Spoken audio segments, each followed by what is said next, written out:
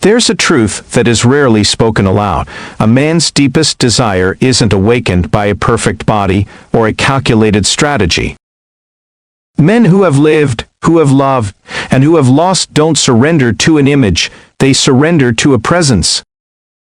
And not just any presence, but the kind that, without a single word, makes them feel they are standing before a woman who doesn't need to be chosen because she has already chosen herself. This isn't a video about manipulation. There are no empty tricks here. I'm not going to tell you what to do to make a man desire you, because what truly matters is something much deeper. What awakens desire in a mature man cannot be done. It is not an act, it is embodied. It is emanated. It is something that vibrates from a place deep within. We are speaking about emotionally available men, those no longer trapped in the game of shallow conquest, but who crave a connection that shakes them to their core.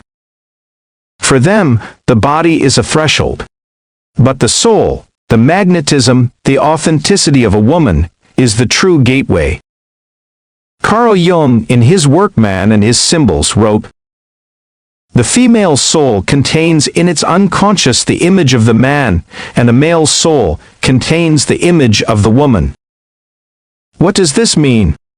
It means that, deep down, desire is ignited not by appearances, not by what the other is, but by how that person reflects what we carry within and long to integrate. Today, I want to talk to you about how that kind of deep, emotional, and lasting desire is awakened. The kind that is born when a man feels that, with you, he doesn't have to defend himself, explain himself, or prove anything. He just has to be, and for that to happen, there's a silent key: knowing how to activate what I call mental nicknames. Mental nicknames are not magic phrases or exaggerated compliments. They are specific ways of naming, authentically and elegantly, what a man values in himself but rarely hears acknowledged. Because the world doesn't say to a man, "I admire your calm," or "I feel your quiet strength." And when a woman says it, from presence and truth, something in him ignites, not in his body, but in his identity. That's where desire becomes real. It's not just a spark, it's a flame. Not empty passion, but attraction that builds, that sustains, that bonds. In this video, I'm going to share with you 4 mental nicknames that have the power to awaken that kind of connection. Natural protector. Untamable. A man of steel. Calm and mystery in person.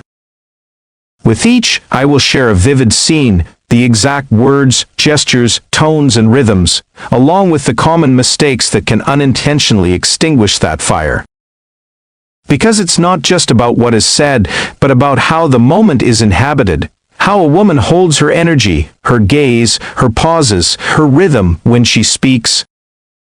And if you're wondering whether this works with all men, the answer is no.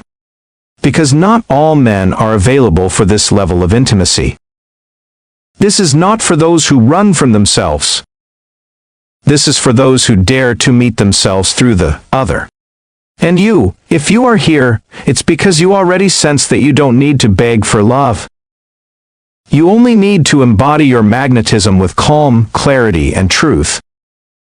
Because the most irresistible thing for a man is not a woman who seduces him out of urgency. Let's begin. Authentic desire cannot be manufactured. It doesn't respond to formulas, and it isn't activated by rehearsed scripts. True desire, the kind that awakens in an emotionally available man, cannot be controlled. It is provoked. And that provocation isn't aggressive, it is subtle, elegant. It is a dance between conscious energies that recognize each other beyond the obvious. And here's something you should write on your skin. A mature man does not fall for a woman who tries to trap him. He stays for the woman who makes him feel free, but seen. That's why the more you become a present, serene woman, connected to your own worth, the more you invite him to reveal himself from his essence, not from his ego. Carl Jung, in his book, The Archetypes and the Collective Unconscious, wrote, "The shadow is everything the individual refuses to acknowledge about themselves." And what does that have to do with desire? Everything. Because a man begins to desire deeply when he feels that you don't box him in, don't correct him, don't try to mold him, but instead calmly hold space for what he himself doesn't yet even know he wants to show. That's the secret. Not demanding that he open up, but holding the space where he can open up. Not forcing an emotion, but allowing it to emerge. Because when he senses that he can be himself without judgment, correction, or pressure, he begins to feel desired for who he is, not for what he gives, and that changes everything. But often, without meaning to, we confuse vulnerability with neediness. We try to make him feel important, but from a place of lack.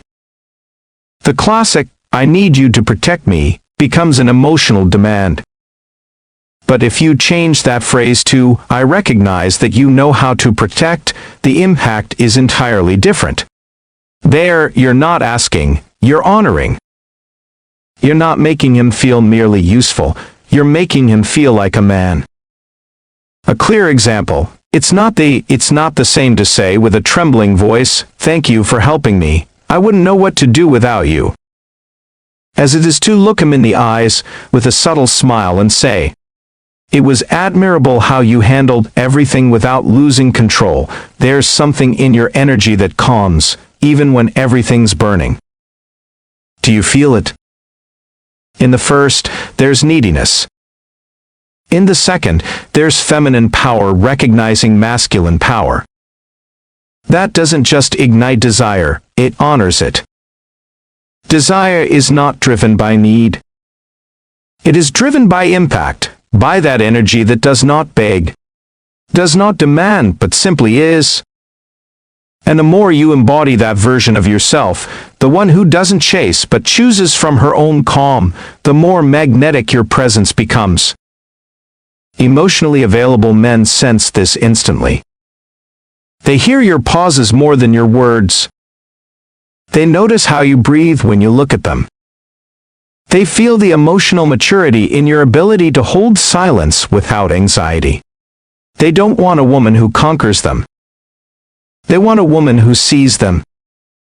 Because yes, the most irresistible thing is not a woman seeking validation, but one who knows her worth and still chooses to look at him with tenderness. A woman who can touch with a word without invading. Who can inspire without imposing. Who doesn't shout, yet everything about her is heard. And yes, this requires inner work. It requires knowing yourself, containing yourself, regulating yourself emotionally.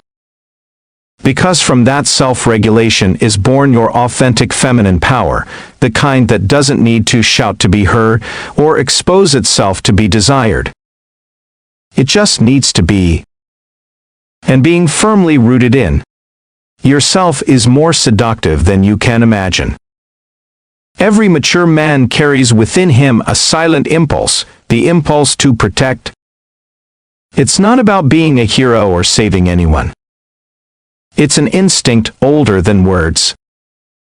When a man feels that he can be useful, that his actions have impact, and that his presence creates safety, he connects with an essential part of his masculine identity. Not all women see this, and even fewer know how to awaken that side without making him feel obligated or manipulated. But when you manage to do it, from elegance, from recognition, not from need, something very deep lights up. Carl Jung, in Modern Man in Search of a Soul, spoke about how a woman can be the channel that awakens a man's transcendent function. In other words, she can, without absorbing or correcting him, activate his drive to offer the best of himself. And one way to do that is to honor his protective instinct. But here's a crucial nuance: you're not activating that impulse from weakness. You're doing it from trust, because you know that a man expands when he feels that his strength is not a threat, but a valued gift. It's not a display of power over you, but with you. Picture this scene. A couple is walking down the street. A tense situation arises, a strange noise, someone approaching with odd energy. She doesn't panic. She simply moves a little closer, looks at him for a moment, and says quietly, "I feel like nothing can happen to me when I'm with you." That's all. He doesn't have to do anything heroic. There's no panic. But in that moment, his body shifts, he straightens, becomes alert. His protective instinct is activated not out of duty, but because it has been recognized. He feels that his presence carries emotional weight, and that makes him even more present. You don't need to go through tense situations to awaken this. It happens in everyday life too, when you ask him to accompany you somewhere that makes you uncomfortable, and then simply say, "Just having you nearby changes everything." Or when, after he defends you verbally in a conversation, you look at him and softly say, "I liked how you said boundaries, it was firm, but elegant." These types of phrases are small keys that open big doors.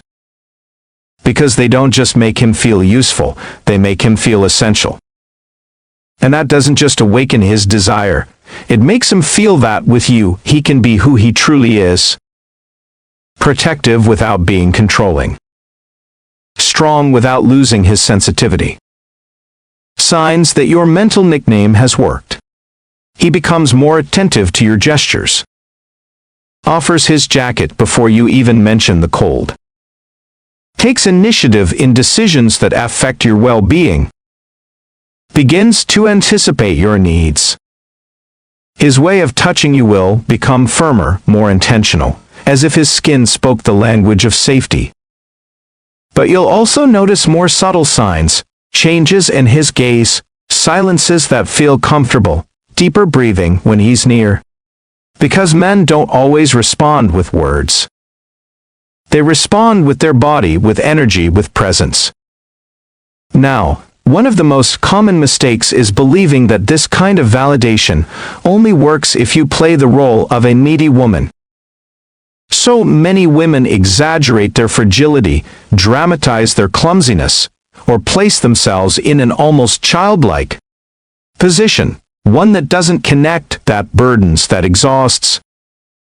The power lies elsewhere, in saying, "I can do it, but with you, I rest." That's the key phrase. Because you don't need him, you choose him. You don't use him, you value him. Another powerful scene. You're having a hard day, you don't dramatize everything, nor do you expect him to fix it.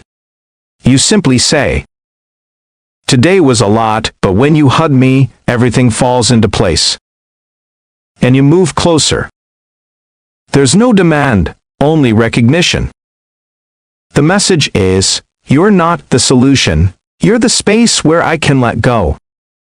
That energy is deeply feminine and deeply desired. Because you're not diminishing yourself, you're trusting. And trust is an act of power. When you activate this mental nickname, you make him feel enough, not for what he achieves, but for how he shows up, for how he cares, for how he holds space with his energy. And that, in today's world, where everything is fast and disconnected, is a tremendous gift. Just as you feel truly seen when a man notices your light without you having to show it. He feels deeply recognized when you look at him as if to say, "I see what you're capable of holding." And that is attractive.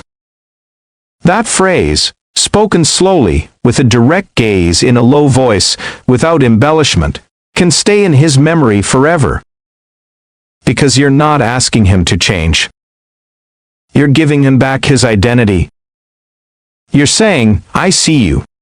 And there is no desire more powerful than that, the kind that's born when someone sees you and doesn't want to change you. Now, imagine another scene. You're with him in an intimate space. No tension. He's preparing something. It could be coffee, dinner, fixing something around the house. No music, no distractions. Just him, doing something for you. You don't interrupt with words. You simply watch him for a few seconds longer than usual, smile softly, approach slowly, and whisper in a velvety tone. I love how you care about the little things. You're one of those who show up, not one who just makes promises. Then you walk away, without expecting a response. That brief moment becomes a memory. Because he didn't just hear words, he felt your presence. Your admiration without urgency.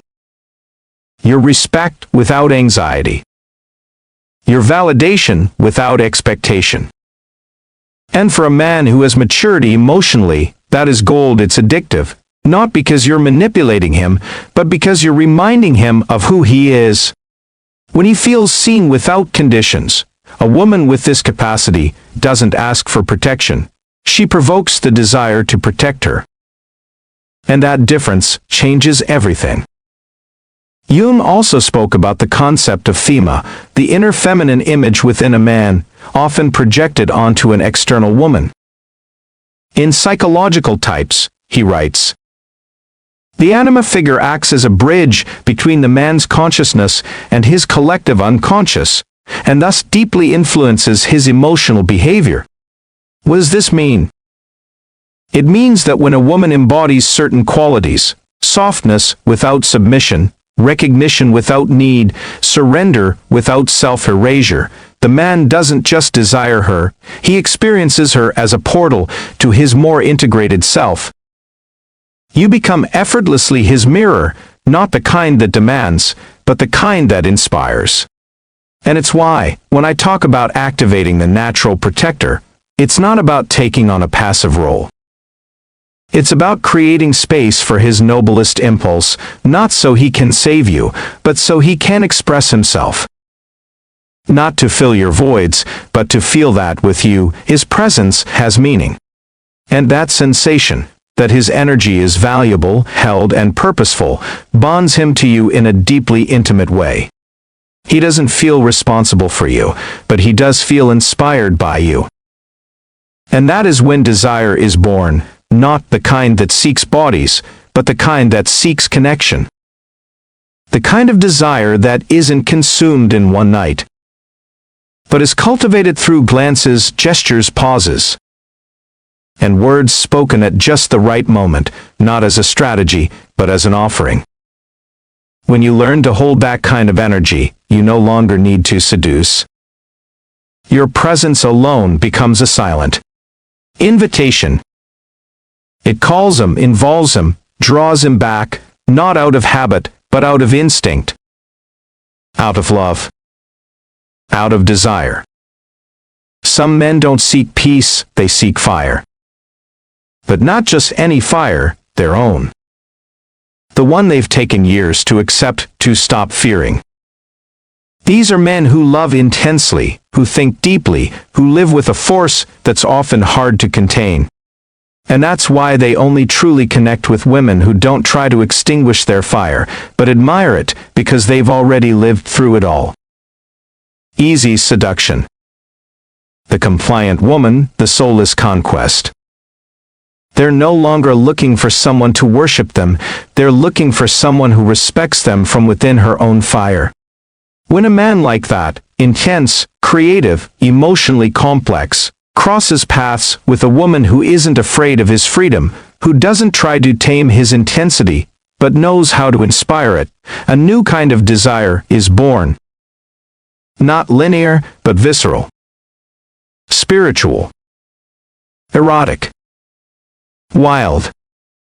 Jung would have called it an archetype in the process of individuation, when a man no longer conforms to the mold expected of him, but pursues his authenticity, even if that makes him misunderstood, in memories, dreams, reflections. Jung wrote, I am not interested in a good person, I'm interested in a whole person. And that is exactly what this kind of man wants to see in a woman: wholeness. Not perfection. Not obedience. Wholeness. So how do you activate this mental nickname? Start by not competing with his freedom. Open to your own. Don't react when he pulls away for a moment. Don't ask with anxiety. Hold your space. Fill it with your own passion. And when he returns, look at him with fire in your eyes, not with reproach, but with presence. Picture this scene: he's telling you about a new project, a wild idea, something that's lighting him up. You don't try to ground him. You don't say, "Be careful," or question his logic. You look at him intensely, let him finish, and then say, "There's something in you that never gives up, and that turns me on." He didn't expect that, because most people stop him, rationalize him, reduce him. But you celebrate him. You admire him without fear, and that disarms him. Another scene: you're in a disagreement. There's tension, yes, but you don't shrink. You don't submit. You also don't yell. You remain centered. And when there's a pause, you say, "I know I'm not easy, but neither are you, and that's why this makes sense." He smiles, because he realizes he's not with a woman trying to beat him. He's with a woman who wants to dance with him, even when the rhythm gets wild. Activating the untamable is not about telling him what to do. It's about inviting him to show his greatness without feeling confined. It's about desiring him when he's raw, not just when he's charming. It's about holding his intensity without trying to manipulate it. It's about loving the vertigo without losing your center. And for that, you need to inhabit your own free soul. You cannot inspire an untamable man if you live from fear. You have to dance your own dance, have your own dreams, defend your ideas, not to impose them, but to radiate them. The words that awaken this archetype are few, but they are powerful. There's something in you that won't bow, and that challenges me. I don't want to change you. I want to see you in your fullest expression. When you speak like that, so sure, so you, I want to strip you bare and touch your soul. Said slowly in a low voice without direct eye contact, and then looking at him, that's how you awaken a man who has learned to protect his own fire. And how do you know it worked? He starts looking for you beyond your body. He talks to you about his inner world. He shows you his doubts. He shares his childhood. He lets you see his shadow, because he knows you don't want to control him, you want to know him. And that is rare.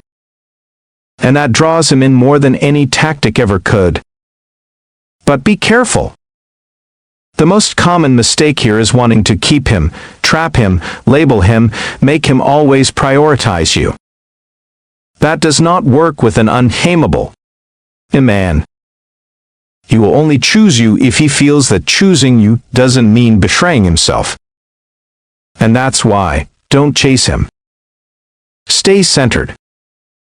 Let him come back to you not because he needs to, but because with you he feels more himself, more whole, more free. That is the alchemy. That is real desire. And if you've ever met one of these men, the kind who own nothing to the world but still choose to give, then you know their desire is not easy to win. It's raw. It doesn't respond to the obvious. It isn't moved by what's expected, but by what challenges him emotionally, what touches him without trying to possess him, what sees him without trying to hold him. And within that lies a sacred mystery. Because this kind of man doesn't want to be contained. He wants to be understood. He doesn't want empty applause. He wants truth, realness, coherence.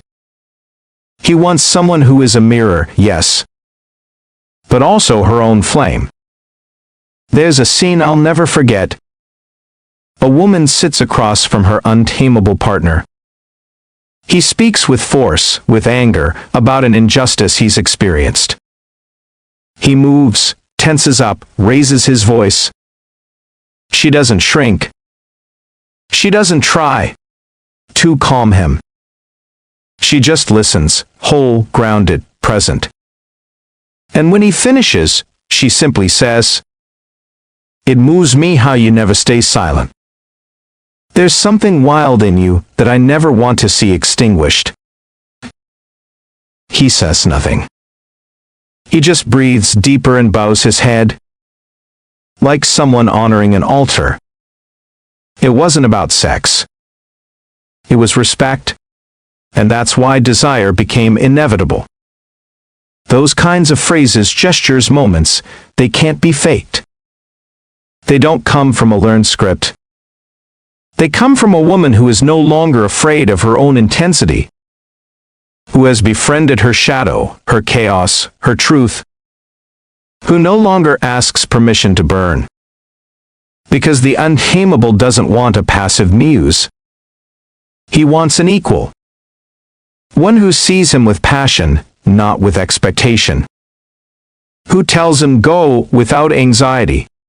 And when he returns, looks at him as if to say, "I'm here. I didn't stop you. But I know you chose me."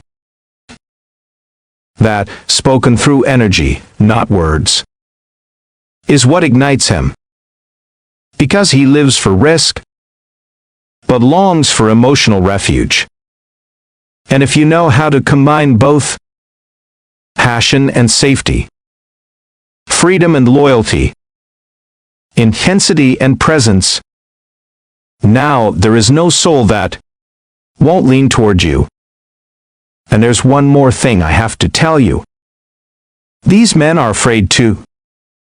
Afraid of being controlled, misunderstood, domesticated. That's why when they feel that you understand them, without trying to trap them, when you recognize their rage without trying to dissolve it, they begin to trust. And when an untamable man trusts, he surrenders. Jung summed it up beautifully in The Ego and the Unconscious. Freedom is not doing what you want. It is becoming who you are.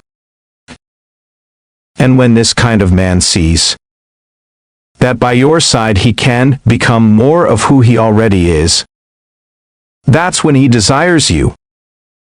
Not out of impulse but out of vision. He doesn't just want a lover. He wants a witness to his evolution. A partner who pushes him further. Who doesn't flinch when he enters darkness. Who challenges him without humiliation. Who adores him without losing herself. You can only be that kind of woman if you first ask yourself, can I hold my own fire without burning him? Because if you can, he won't leave. He'll stay or return.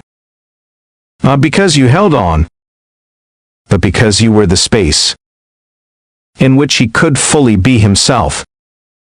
And that is the rarest, most lasting kind of desire. Not all men shout their strength, some whisper it. And yet, when you are near them, everything feels more aligned. Not because they control, but because they contain. Not because they dominate, but because they hold. With invisible strength. These are the men of steel and calm. They do not conquer with grand gestures or rehearsed lines. They conquer with steady eyes, grounded posture, and their ability to remain centered, even when you unravel. They are not cold, they are tempered. And that makes them deeply desirable. Carl Jung wrote in Psychology and Alchemy, a strong man is not one who dominates others, but one who masters himself. When a man embodies this energy, not from repression but from emotional sovereignty, The attraction he creates is calm yet unstoppable. These men don't seek recognition. But when a woman truly sees them, something awakens in them. They're not used to being validated for their calm.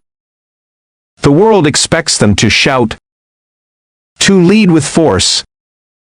But when you, as a woman, see their center and name it with reverence, they open. Picture this. You're having a rough day. You're emotional, overwhelmed, confused. And he doesn't interrupt. He doesn't offer solutions. He simply listens. He doesn't judge or try to save you. He just holds you with his presence. You speak, maybe cry, and he stays unshaken at ease in the silence. When you're done, he wraps you in his arms, no words needed.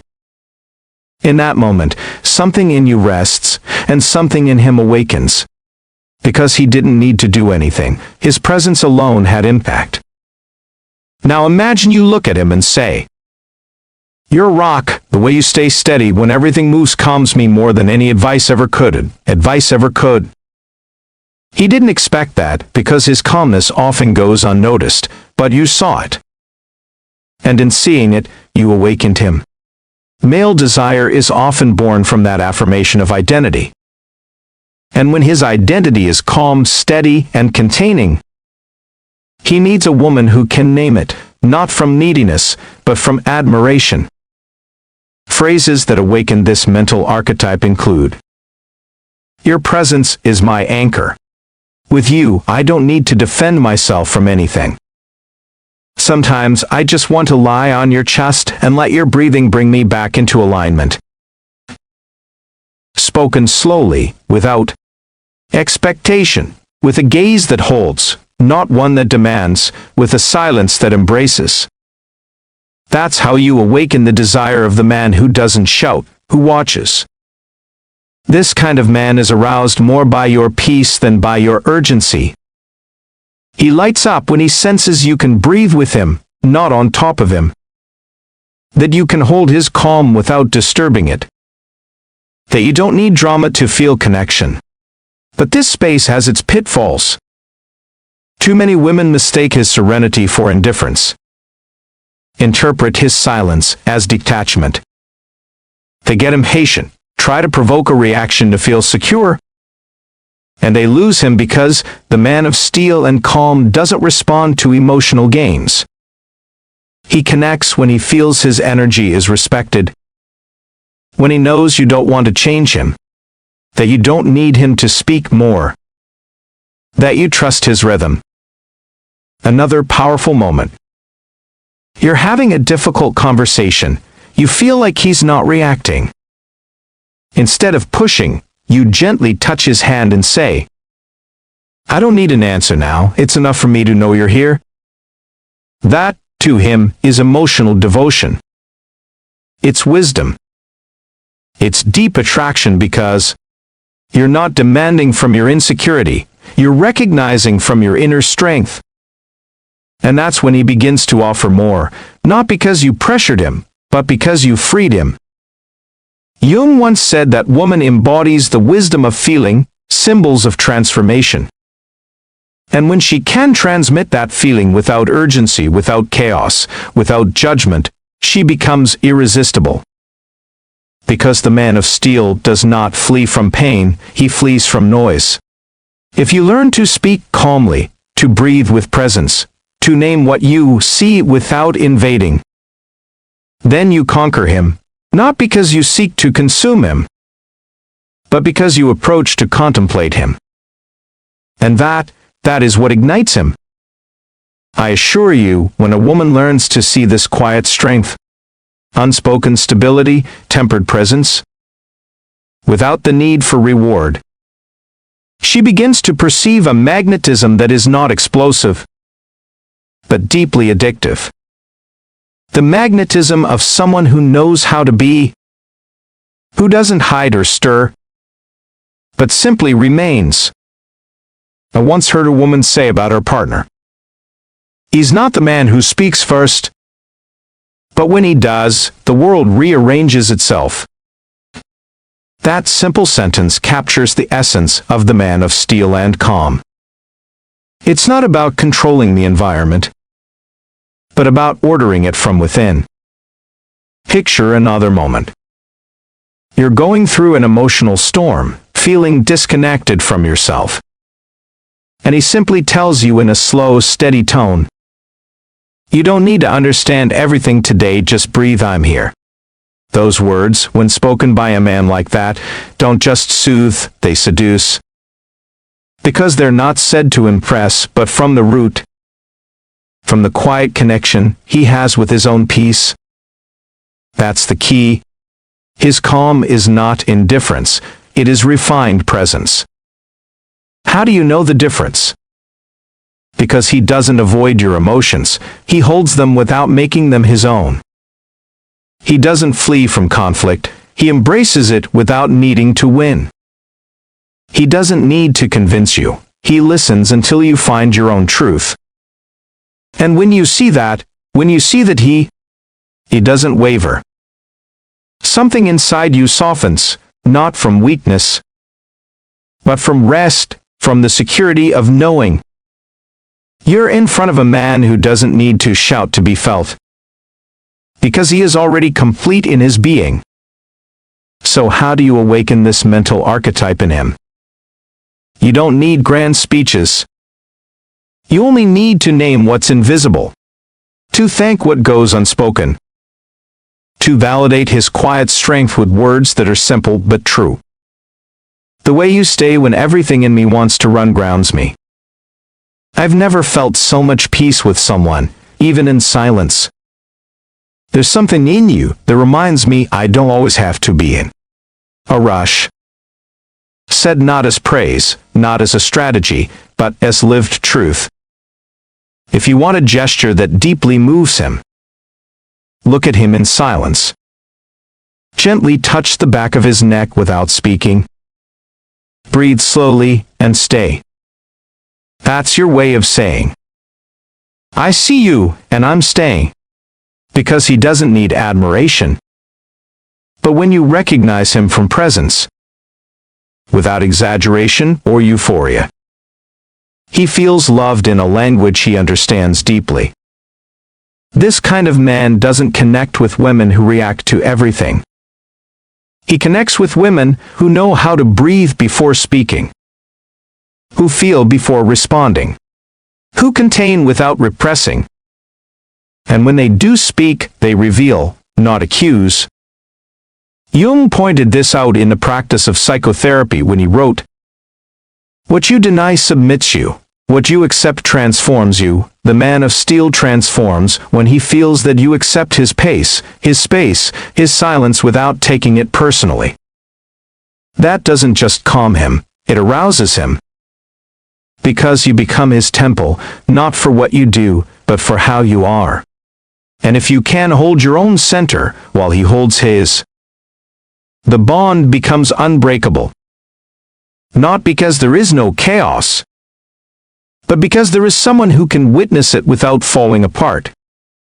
And that gaze, that silence, that kind of presence, is a deep way of saying, "I desire you as you are, and here I let you in." There is something no man, no matter how rational or mature, can fully resist: a mystery. But not just any mystery. Not the one that hides out of insecurity, but the kind that reveals itself slowly, from depth, from the calm of someone who knows she doesn't need to show everything to be desired. Because true mystery is not a game. It's a pause, a presence that doesn't fully give itself. Not from strategy, but because it has many layers. An emotionally available man is drawn to what invites him to discover. Carl Jung wrote in The Soul and Its Reality, "Only that which has not yet become conscious can be projected, and there lies the secret of mystery." Desire is born when he hasn't fully understood you, but has begun to sense you, when he doesn't know what comes next, but wants to stay to find out. Mystery, then, is an invitation.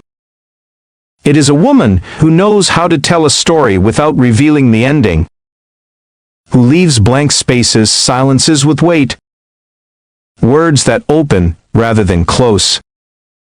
A woman who is not anxious to define herself, who enjoys being in process, and who is not afraid of being seen without being fully known. So remember this: you are not here to prove yourself, to fight for attention, or to step into roles that diminish your depth. You are here to be present with yourself and with him. When you stop asking how to keep him, and start exploring how to stay true to yourself in his presence, you stop being his need and become his choice. And that is where true power lies. In a choice born out of freedom, not fear. In a world that screams, your silence can be the most powerful call. In times of shallow answers, your authenticity can be the deepest question. You don't need to be everything to be enough. You only need to be truly you. A woman unafraid to look, to feel, to wait. Because when a man with a soul meets a woman with a soul, all games end. And what remains is neither illusion nor need, but two people who have chosen to stay. Not because they have to, but because in that presence they recognize each other.